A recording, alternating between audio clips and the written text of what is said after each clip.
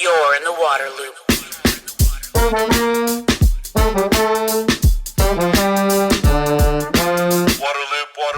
Welcome to Waterloop, the podcast that explores solutions for sustainability and equity in water. I'm the host, Travis Loop. This episode is part of a series, Mississippi by Nature, that looks at the use of nature-based solutions to help the river and its communities. The series is supported by the Walton Family Foundation and outfitted by Patagonia. I'm in Baton Rouge, Louisiana, at the Center for River Studies.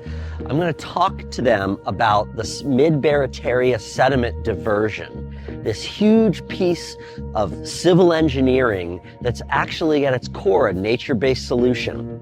Having the Mississippi River flow back into a basin and deposit sediment and silt to rebuild wetlands and land. Let's learn about it. Waterloop. Excited to be here in Baton Rouge to talk to you about a lot of the coastal restoration projects that are going on in Louisiana. The sediment diversion is really going to be the focus of this conversation. Mid-Barataria Sediment Diversion, one of the most amazing engineering projects really ever in the world when it comes to water and habitat restoration, land restoration. What necessitated the construction of that sediment diversion? Why is this needed?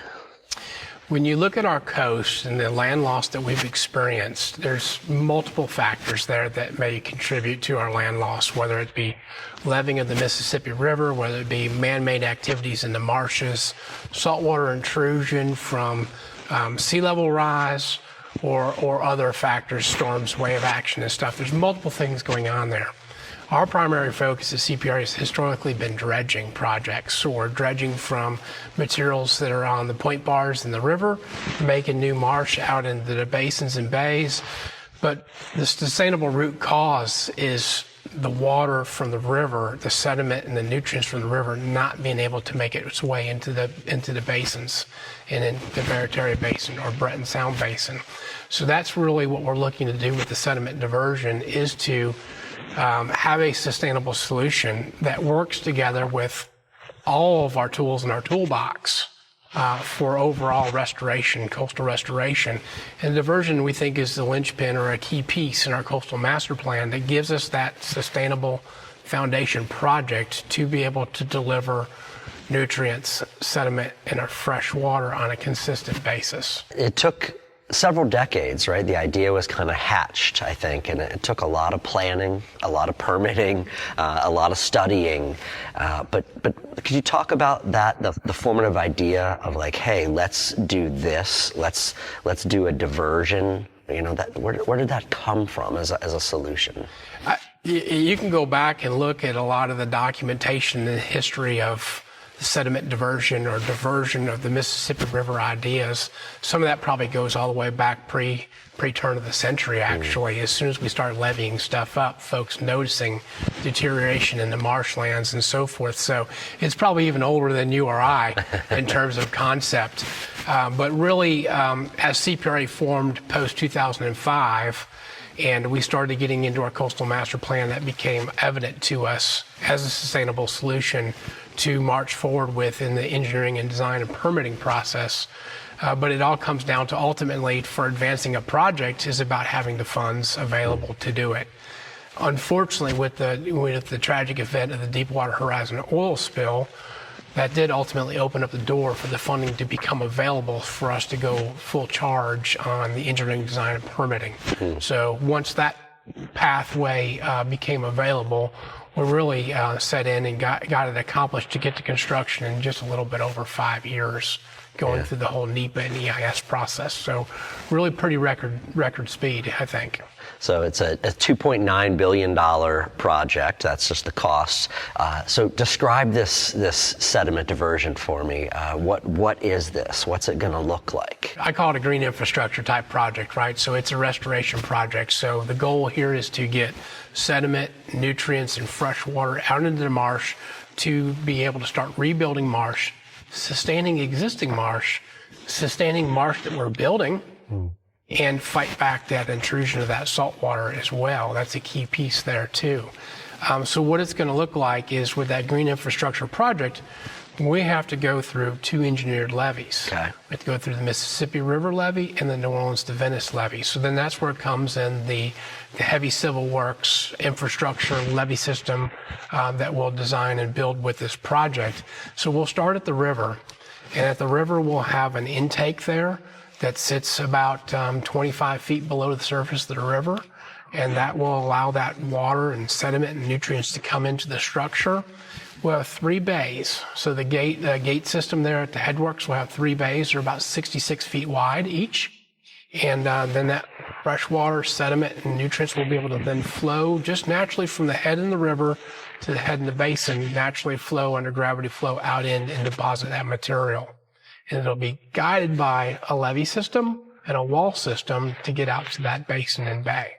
So in that headworks too, we'll have a gate system as well. So that way, if need be, when we get up to higher discharges, we can regulate the flow. And then also too, when we get into hurricane season, because we are CPRA, so we are with flood risk reduction and restoration are our main components of what we do. We'll be able to close the gates to the structure and have it closed for hurricane season or for storm events. So we're not having competing issues there. So we can focus resources on hurricanes instead of diverting water. Yeah. And it really kind of is opposite seasons. So our flood season's usually in the January to the May timeframe.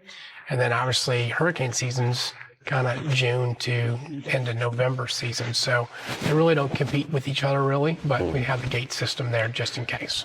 Yeah, I'm just fascinated by the idea that you have this big civil engineering infrastructure, but at its core, it's a nature-based solution, like you said, right? Just letting the water go where it has historically gone and do what it does. Could you elaborate a little bit on that process of how the river would flow, how sediment drops out, how it builds land? Could you just talk about that a little bit more? Yeah, no, great question.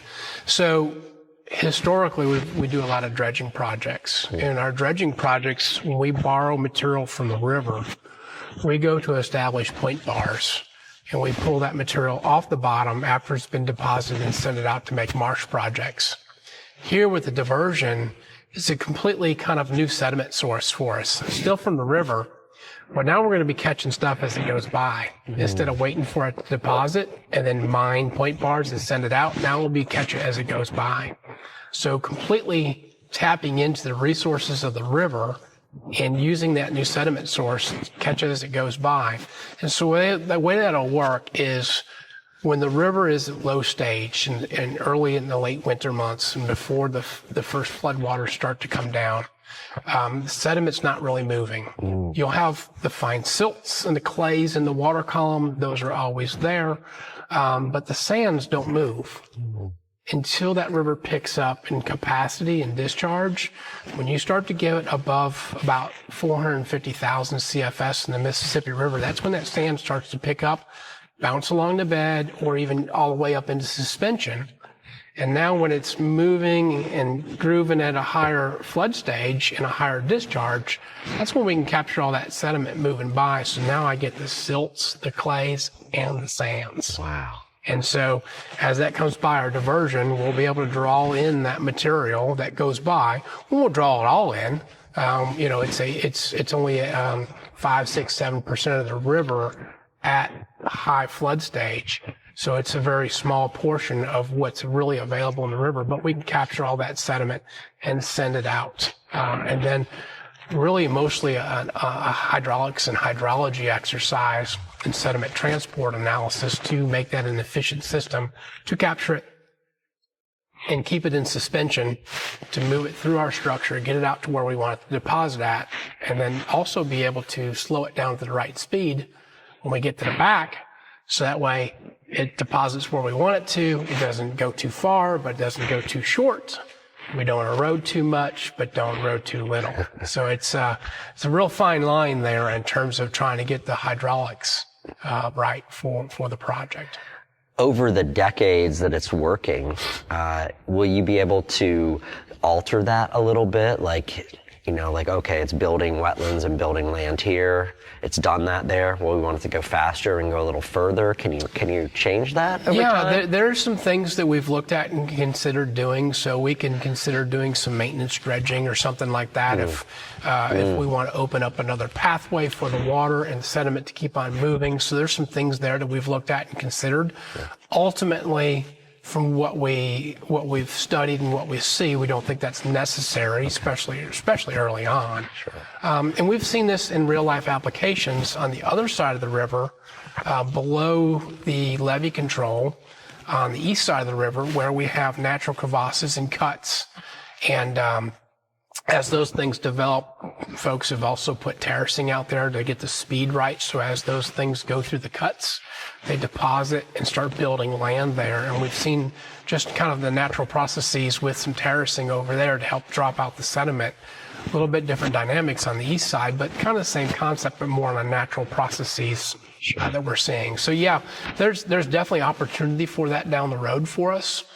And we are big on adaptive management.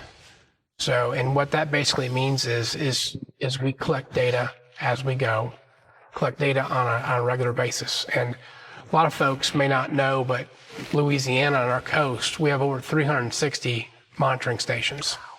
It's our CRIMS program, Coastal Resource Monitoring System. And we've been collecting data on that for decades. And that allows us to have a good understanding of what's going on our coast. How is it changing from freshwater to more saline? Is it a brackish marsh? Is it a salt marsh? Is it a fresh marsh? What are we seeing change in our coast over time and decadal? That information all gets used into all our projects, how we design our projects. And then that'll be useful too as we go forth at operating a diversion, so we can see what's actually happening on the ground with actual data, and then review that data and then analyze that data and make decisions in terms of future operations based on what you're seeing from the project itself. Yeah. And so this Mid-Barataria Sediment Diversion, it's going to, projected to restore about 20 square miles of wetlands and land out there. But it's not the only thing you have going on, right? This is just one big piece of all your efforts. Could you talk about the other nature-based solutions that you all have underway to help kind of restore the Louisiana coast? Again, it's really interesting to me that at the crux of that work to protect, restore the coast is really nature itself. Yeah, so great question. There's really two main types of projects that I would say that are nature-based that we tackle with CPRA is our Barrier Island construction, and then our marsh creation projects. Every island from the Mississippi River over to basically into Terrebonne Parish and further west there, we've had some type of reconstruction or beach nourishment project on pretty much all the barrier islands that we can actually get to.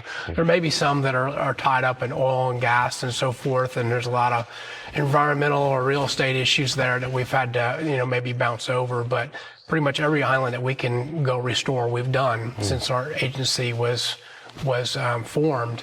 And we're actually kind of starting on the second round, because they need some maintenance, right? And so we have storm surges, we have hurricanes that come in and do some damage. Man-made changes can often change the flow and movement of the beach sands over the island or transverse across the islands and so forth. So a lot of those projects were kind of going into like the second round now since we've been formed of building up those projects. And those projects, not only do they provide storm surge and barrier protection for us, but it's also great bird habitat. You have the sea turtles and so forth, all the creatures and critters that use the barrier islands. And then a lot of times on the backside of the islands, we also incorporate some type of marsh creation project too, where we can have the marsh behind the island at the same time. Yeah. So that's one component. Other component is our actual marsh creation projects, which is one of the biggest things we've seen decline over the years. Yeah. 2,000 square miles over the last 90 years or so on coastal Louisiana.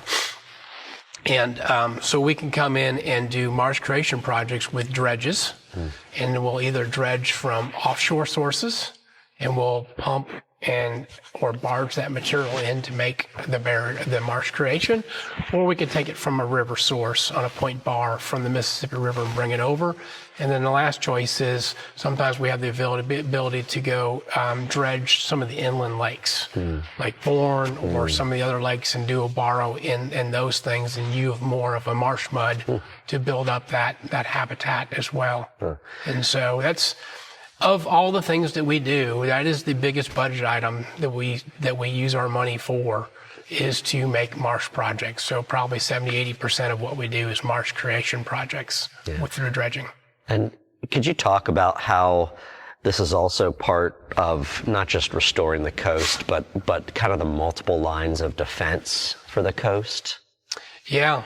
So when you look at hurricane season, which most Louisianans are very in tune to, is being on their toes from June until November. Multiple lines of defense. We have our barrier islands, we have our marsh, and then we have our more man-made levee systems. So those are the multiple lines of defense. As an agency, we also tackle the risk reduction features as well, the levees, and we work a lot in hand with local levee districts. And then the Corps of Engineers both have been great partners for improving our levee systems, but at the same time also working on those green infrastructure type projects, the marsh creations and the barrier islands, because the more green stuff we can have in front of the man-made levee hard structure or those types of things, the more we can knock down waves or maybe even reduce surge by restoring that coast. Yeah. Fantastic. I appreciate this opportunity to talk to you. I feel like we could go on and on and on here because you're a wealth of information. It's fascinating what's happening. But thank you so much for the conversation. Thank you very much. You're in the water loop.